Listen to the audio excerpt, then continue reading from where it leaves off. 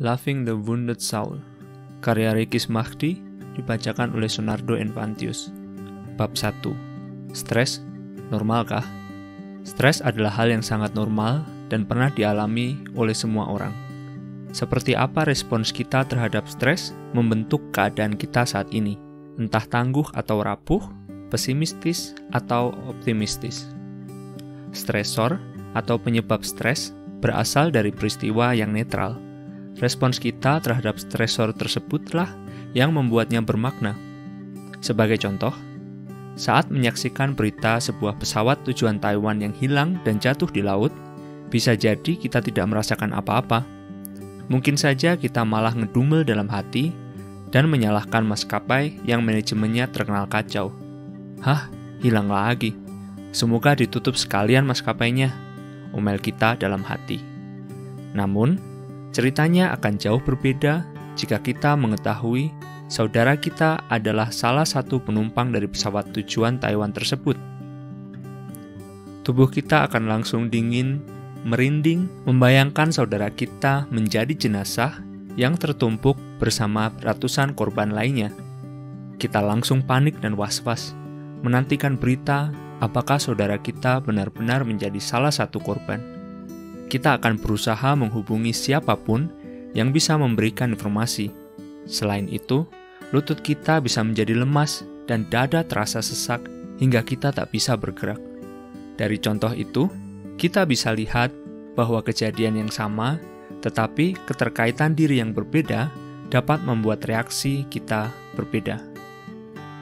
Eustress dan distress. Ketika suatu peristiwa atau kabar sudah kita terima sebagai tantangan atau ancaman, hal dalam kurung stresor itu sudah tidak lagi netral karena berhubungan dengan kita. Berikutnya yang terjadi adalah bagaimana stresor yang tidak netral itu kita terima. Ada dua jenis stres yang dikenal dalam literatur psikologi, eustress dan distress. Eustress adalah ketika stres yang kita terima membuat diri menjadi lebih tangguh, dewasa, dan ahli dalam sesuatu. Contohnya adalah public speaking, yang mengharuskan kita untuk berbicara di depan publik. Berbicara di depan publik bisa membuat orang gugup dan merasa terancam, karena terbayang semua mata audiens tertuju pada kita. Demi mengatasi stres tersebut, kita akan berlatih puluhan kali hingga kita yakin akan kemampuan diri dan siap tampil. Pada akhirnya, kita akan terpacu oleh stres positif itu untuk berlatih dan mengembangkan diri.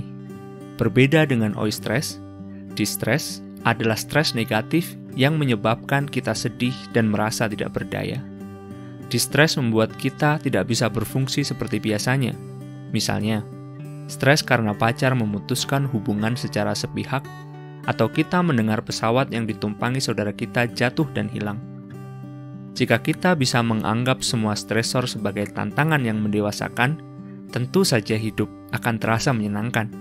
Namun, jika menerima stresor sebagai distress yang tak kunjung henti, itu akan menciptakan sebuah kondisi bernama stres kronik, dalam kurung chronic stress, yang membahayakan diri kita.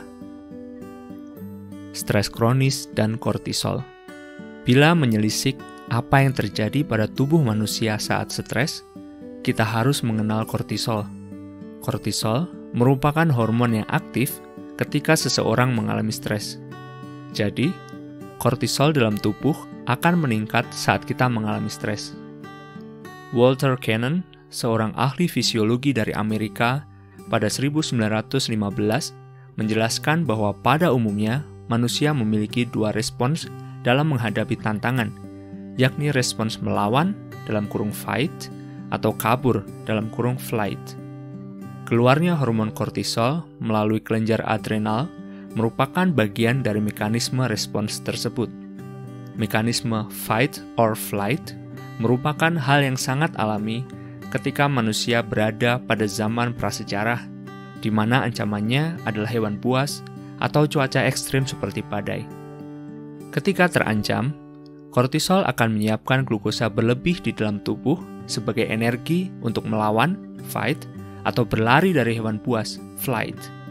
Untuk siap berperang, Hormon adrenalin juga akan menyiapkan tubuh dengan memberikan efek seperti tekanan darah naik, jantung berdegup kencang, napas semakin cepat, pupil mata membesar untuk berfokus pada lawan, serta otot-otot kaki dan tangan mengencang untuk bersiap lari atau melawan. Selanjutnya, dalam sepersekian detik, manusia itu akan memilih salah satu respons yang sesuai dengan kapasitas dirinya. Apakah ia ahli berlari atau ahli menyerang? Baik fight maupun flight akan meningkatkan kadar kortisol dalam tubuh. Jika memilih untuk kabur dan berhasil, kortisol dalam tubuh akan menurun ketika ia sudah merasa aman. Begitu juga ketika ia melawan dan berhasil membunuh hewan buas tersebut, kadar kortisol akan turun. Kemudian, muncul hormon serotonin di otak yang mengindikasikan perasaan bangga dan senang. Berbeda dengan manusia prasejarah yang ancaman hidupnya terbatas, manusia modern seperti kita memiliki ancaman yang tidak terbatas. Bukan lagi hewan buas dan cuaca, ancaman itu menjadi cicilan rumah, ujian akhir, dosen killer, bos penuh kritik, teman tukang nyinyir, rekan kerja tukang gosip, orang tua yang suka mengatur, dan sebagainya. Jangankan berinteraksi dengan mereka, membayangkan wajahnya saja sudah membuat kortisol di tubuh kita meningkat. Inilah yang menyebabkan manusia modern seperti kita rasanya selalu stres. Kortisol dalam tubuh kita selalu dalam keadaan tinggi. Jika dibiarkan terlalu lama, stres ini dapat menjadi stres kronis hingga akhirnya berkembang menjadi berbagai gangguan kesehatan seperti migrain, sakit dan kaku di sekujur tubuh, bahkan penyakit yang berkaitan dengan jantung dan pembuluh darah, dalam kurung cardiovascular disease, serta gangguan mental yang lebih berat seperti depresi. Ciri-ciri orang stres. Menurut kawan baik saya dan seorang psikologi andal, Anissa Puji Pertiwi, stres sangat mudah dilihat dan dirasakan. Beberapa ciri stres bisa kita lihat pada diri sendiri maupun orang lain dengan mengacu pada tabel berikut ini. Kolom pertama, gejala stres pada pikiran. Mudah lupa, sulit berkonsentrasi, sulit mengambil keputusan, berpikir negatif. Kolom kedua, gejala stres pada perasaan. Mudah merasa marah, mudah tersinggung, mudah merasa sedih, mudah merasa cemas, merasa penuh. Kolom ketiga, gejala stres pada tubuh. Sakit kepala atau migrain, otot leher atau bahu terasa tegang, mudah merasa lelah, sistem imun menurun atau mudah sakit, asam lambung yang naik. Kolom terakhir, gejala stres pada perilaku, berbicara dengan intonasi tinggi, mudah menangis, insomnia, perubahan pola makan. Gejala-gejala tersebut merupakan gejala yang cukup umum dan bisa muncul pada stres ringan hingga berat maupun depresi. Masih banyak gejala lain yang mungkin muncul sebagai respons stres karena setiap orang bereaksi dengan cara yang berbeda. Jika tidak dikelola dengan baik, stres dapat memberikan banyak efek negatif kepada kita. Pikiran, perasaan, tubuh, dan perilaku kita akan terpengaruh oleh stres. Orang-orang Indonesia tidak biasa berkata, "Saya sedang merasa cemas," atau "Saya sedang merasa sedih." Mereka memiliki anggapan bahwa membicarakan perasaan bukanlah hal yang umum, bahkan dianggap tabu. Oleh sebab itu, wujud stres yang muncul adalah ketegangan di tubuh seperti sakit kepala, migrain, kaku leher, kaku bahu, dan naiknya asam lambung. Hal ini dinamakan psikosomatis. Psiko berarti jiwa, dan soma berarti badan, yang berarti interaksi antara jiwa dan badan. Saya akan membahas mengenai hubungan antara stres, atau lebih spesifiknya depresi, dan ketidaknyamanan fisik pada bab yang kelima. Meskipun saya menyebutkan bahwa sebagian orang Indonesia cenderung mewujudkan stres di tubuh, setiap orang memiliki reaksi yang berbeda terhadap stres. Ada yang mengalami stres di pikiran, di perasaan, atau di perilakunya seperti menggigit kuku jari, jalan mondar-mandir, atau marah-marah karena tidak peka terhadap apa yang terjadi di pikiran dan perasaannya. Bayangkan sosok laki-laki tua pemarah di keluarga besar Anda yang sering berkata, "Saya tidak marah," dengan intonasi yang tinggi dan tatapan pun penuh amarah. Orang seperti itu adalah contoh kelompok orang yang tidak peka terhadap apa yang terjadi di dalam dirinya dan hanya sanggup memanifestasikan stres yang ia alami dalam perilakunya. Kita memiliki toleransi stres yang berbeda. Setiap orang memiliki toleransi stres yang berbeda. Apa yang membuat kita stres bisa jadi adalah hal biasa bagi orang lain. Begitu pula sebaliknya. Sebagai contoh, saya memiliki teman perempuan yang merupakan adik angkatan saya di kampus. Karena senang menyetir mobil, ia selalu menyopiri saya setiap kali kami berjalan-jalan.